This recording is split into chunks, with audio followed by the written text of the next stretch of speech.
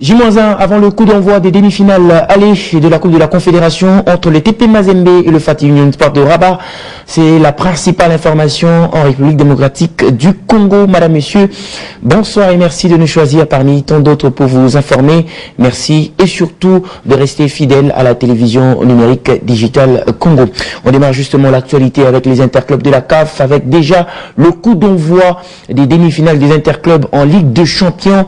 En tout cas, le coup d'envoi a été donné par l'Union sportive d'Alger qui était en face du Wydad Athletic Casablanca. Eh bien, l'USMA a donc été tenu en échec par le Wydadi 0-0 à l'issue du temps réglementaire. Match joué au stade du 5 juillet. L'USM Alger qui avait justement l'avantage de pouvoir bien amorcer cette première partie des demi-finales, mais s'est vu accroché par le Wydad Athletic Casablanca qui a d'ailleurs éliminé le tenant du titre, le Mamelodi Sundowns. C'est donc un score de 0-0 qui a départagé les deux formations, c'est-à-dire les Algériens et les Marocains. Match donc à suivre très prochainement. C'est donc un match retour qui sera donc joué au Maroc entre le Wydad Athletic Casablanca et l'USM Alger. Le Wydad qui sera donc obligé à la fois de marquer et conserver parce que encaissé à domicile sera en tout cas un très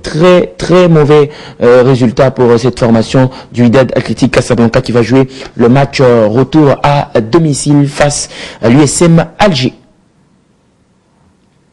On va rester sur cette explication pour suivre les réactions d'après-match, les réactions en tout cas des joueurs des deux côtés qui analysent diversement cette explication et vous allez les entendre. Ils disent que la partie n'a pas été en tout cas facile pour eux. Mais je pense que la qualification elle est plus que possible et on fera tout et après on se préparera bien pour aller là-bas et décrocher un résultat. Moi personnellement j'y crois. Les scores pièges.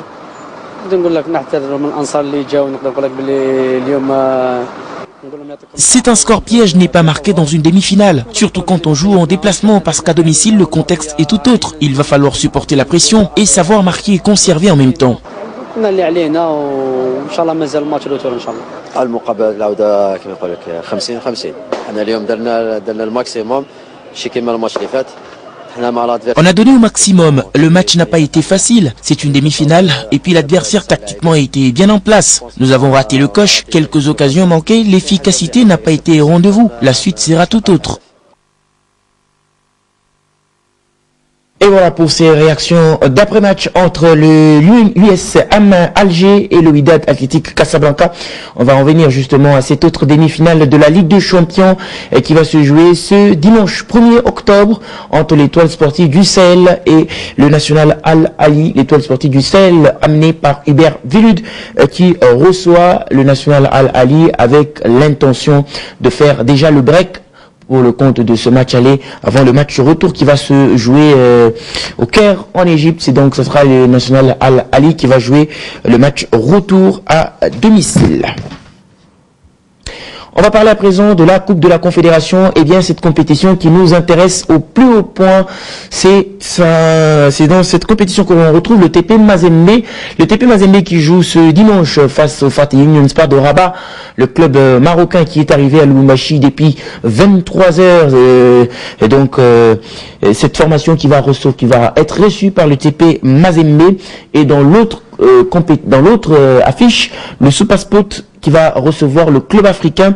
Je rappelle que c'est un match reporté entre Supersport et Club Africain. Ce match devait se jouer ce samedi 30 septembre, mais finalement, ce match a été reporté au dimanche 1er octobre en raison de l'acquisition des visas.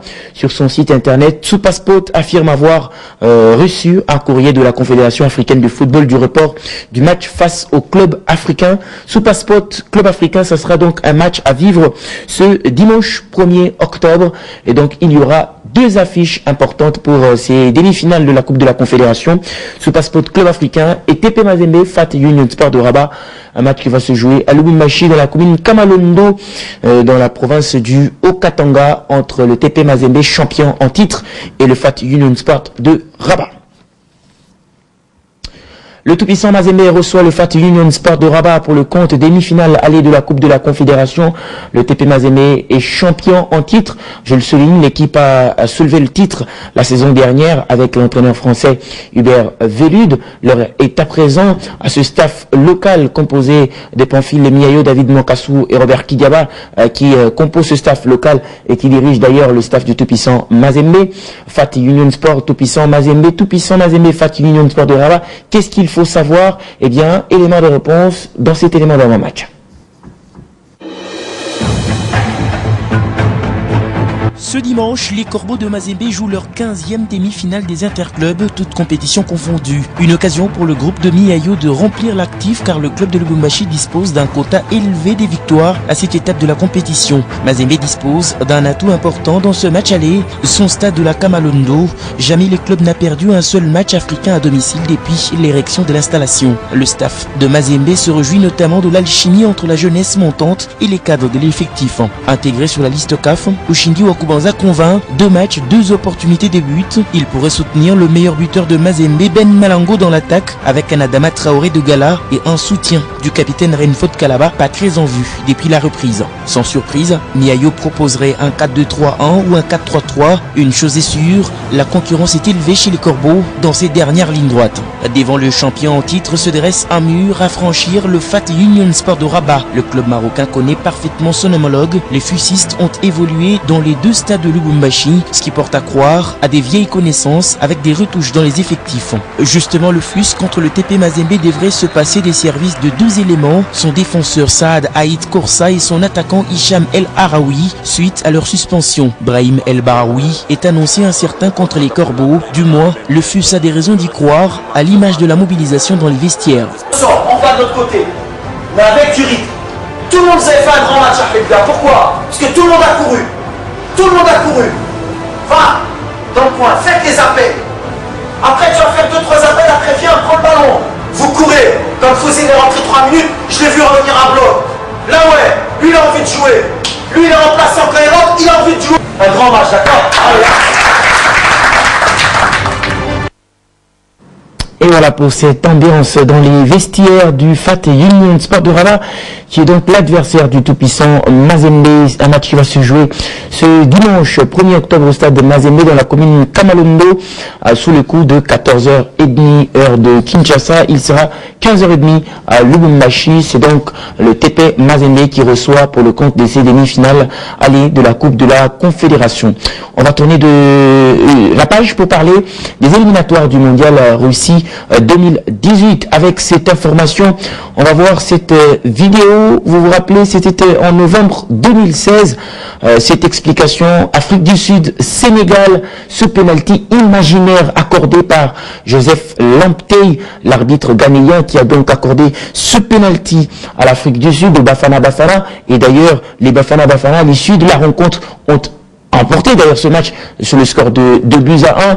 Du coup, la Fédération internationale de football, l'association, a radié l'arbitre ghanéen à vie. D'ailleurs, lui, au lieu d'être suspendu, il a été radié par la Fédération internationale de football association, puisque ce penalty a créé en tout cas beaucoup de polémiques. Au terme de cette explication, la Fédération internationale de football association a jugé bon de rejouer ce match entre l'Afrique du Sud et le Sénégal, un match qui va se jouer, on connaît déjà la date, ça sera le 8 ou encore le 9 novembre prochain. Le match sera rejoué très prochainement entre l'Afrique du Sud et le Sénégal.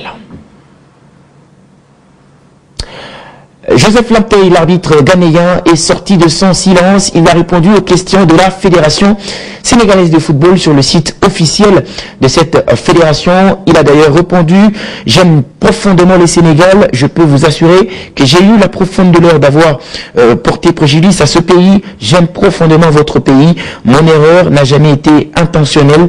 Dites-moi s'il vous arrive en tant que journaliste de faire des erreurs, oui ou non. C'est vraiment une erreur, c'est le propre de l'humain. Mais en aucun cas, je ne voulais blesser le Sénégal ou nuire à ses intérêts. Mon épouse, à mon retour d'Afrique du Sud, m'a interpellé en me demandant ce que j'ai fait. A donc réagi Lamptey Joseph sur le site officiel de la Fédération sénégalaise du football. La FIFA a d'ailleurs rendu public Les dates de cette affiche, ce sera soit le 8 ou le 9 novembre. Au classement, c'est donc le Burkina Faso qui est en tête avec 6 points, ex aequo avec le Cap-Vert, le Sénégal et l'Afrique du Sud sont respectivement 3e et 4e avec 5 et 4 petits points. Le Burkina Faso a accepté la décision de la Fédération internationale de football association de rejouer ce match entre l'Afrique du Sud et le Sénégal, mais du moins le Burkina Faso a d'ailleurs pensé la Fédération internationale de football association en disant que c'est une décision qui ne respecte pas les valeurs du football. Le Burkina Faso a d'ailleurs introduit une requête au tribunal arbitral de sport puisque cette décision pourrait, en cas justement d'un très bon résultat pour le Sénégal lors de ce match qui va se rejouer entre le 8 et le 9 novembre, il pourrait justement causer préjudice au Burkina Faso qui mène pour le moment la danse dans ce groupe pour les éliminatoires du mondial Russie 2018. Éliminatoire mondial Russie 2018, cette fois on va parler de la République démocratique du Congo. Vous le savez, Florent Dengue a joué 2 fois la Tunisie sans son adjoint. Son adjoint, ce Mini Zahra, lui était sous le coup de la suspension après l'élimination des léopards locaux au championnat d'Afrique des Nations Kenya 2018. La Fédération congolaise de football association a levé la suspension du sélectionneur adjoint de la RDC Mini Zahra après un long moment d'audition, ce au lendemain de l'élimination des léopards dans la course à une 5e participation à la 5e édition du championnat d'Afrique des Nations qui va se dérouler très bientôt. Eh bien, ça sera au mois de janvier en 2018. Mouni Zahra est donc éligible pour les déplacements de la RDC en Tunisie afin d'être reçu par les chevaliers de la Méditerranée et de la Libye dans le cadre de la 5e journée des éliminatoires du mondial Russie 2018 zone Afrique. Florent Ibenge peut alors compter sur son adjoint en poste depuis 2014 et le nouveau venu, il s'agit de l'entraîneur principal du tout-puissant Mazembe Angleterre, Pamphile Miayo. C'est donc un staff au complet avec les nouveaux venus qui sont donc présents pour le compte de cette affiche de la 5e journée contre la Libye. Un mot de combat, ça sera avec la boxe. On va se rendre en Afrique du Sud. Eh bien, on va voir sur ces quelques photos, eh bien, un combat intéressant ce samedi, en ce moment même à 19h en Afrique du Sud, à Cape Town. 2 Congolais s'affrontent au Grand West Casino pour le compte du Professional Fighting Championship. Alex Diadora Kabango à gauche sur votre petit écran, connu pour sa capacité de neutraliser l'adversaire en un laps de temps et défier au pays de Nelson Mandela par un autre Congolais, Ikuka Mafisi. Tout a été respecté avant le lancement du combat de 3e round. Vous le voyez, le bras de fer et même l'apaisé. Le combat va donc avoir lieu en 3 rounds seulement, 3 fois 9 minutes. Ce qui sera donc possible pour nous de pouvoir vous proposer les images dans nos prochaines interventions sportives.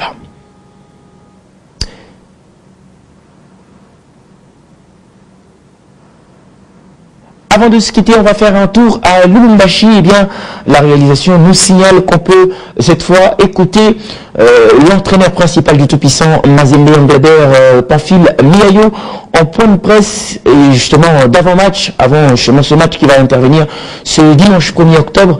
Il a donc répondu aux questions de la presse, tant locale, nationale qu'étrangère. Je vous propose de l'écouter. Les propos sont recueillis par Patrick Lopika, Junior Dinanga, nos envoyés spéciaux à Lubumbashi. L'adversaire de demain, c'est un adversaire de taille, c'est un adversaire habitué à des hautes compétitions. Donc nous avons préparé sérieusement ce match-là pour pouvoir mettre une équipe en place capable de bien jouer d'abord et puis aussi capable de pouvoir arriver à marquer des buts pour gagner ce match-là. Aussi par rapport à l'adversaire, avoir peur, non? Pourquoi avoir peur? Il ne faut pas avoir peur, sauf que on sait que c'est un adversaire de taille, il faut préparer ce match-là à fond. Donc il n'y a pas à avoir peur, mais on est vraiment concentré et sachant que l'adversaire de demain, ça ne sera pas facile aussi par rapport aux joueurs. Moi je crois que personnellement c'est pratiquement l'effectif qui a joué le match de la qualif, donc le match de quart de finale. c'est pratiquement le même effectif. Donc on a juste changé. Il y a Given qui est parti en Zambie, qui est éprouvé. Donc à la place, on a eu à récupérer Frimpong à sa place. Donc c'est pratiquement le même effectif. Par rapport aux blessés, il n'y a pas de blessés jusque-là. Et la dernière séance a été faite ce matin, il n'y a pas de blessés. La question Trésor Mputu, bon, ça ne sert à rien de répondre là. Donc parlons du match de demain, parce que j'ai parlé de l'effectif. Il ne fera pas partie du groupe de demain, donc ça ne sert à rien de parler de lui. Des propos recueillis par Junior Dinanga et Patrick Lepika depuis Lubumbashi. TP Mazembe Fatih Union Sport au Rabat, un match que vous pouvez suivre sur les antennes de Digital Congo avec justement Gix Landou dans le programme des grandes affiches. Madame, Monsieur, c'est la fin de ce journal des sports. On vous remercie à vous tous qui nous avez suivis depuis Kamalondo. Bonsoir chez vous.